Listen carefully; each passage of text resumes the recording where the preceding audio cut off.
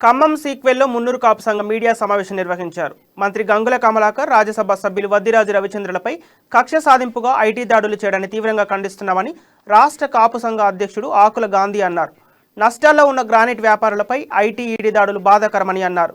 BJP రాష్ట్ర అధ్యక్షుడు బండి సంజయ్ కూడా మా కులపోడేనని, బీజేపీ పార్టీ దాన్ని దృష్టిలో ఉంచుకోవాలని హితవు పలికారు. ఈ దాడులు ఇలానే కొనసాగిస్తే నిరసన కార్యక్రమాలు నిర్వహిస్తామని కేంద్ర ప్రభుత్వాన్ని హెచ్చరించారు.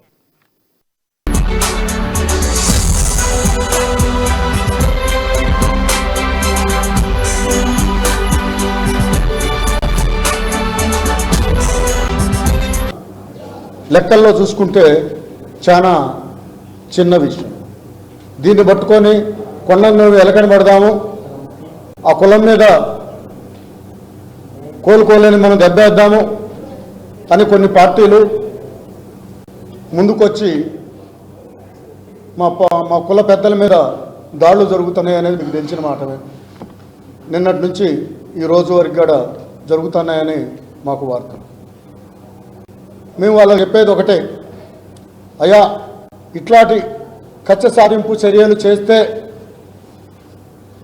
మీ పార్టీలో కూడా మీ పార్టీ శాతాత్తు ఈ తెలంగాణ అధ్యక్షుడు బండి సంజయ్ గారు కూడా మా కులానికి సంబంధించిన వాడు. మేమందరం కూడా కలిపికట్టుగా ఉండి పార్టీలు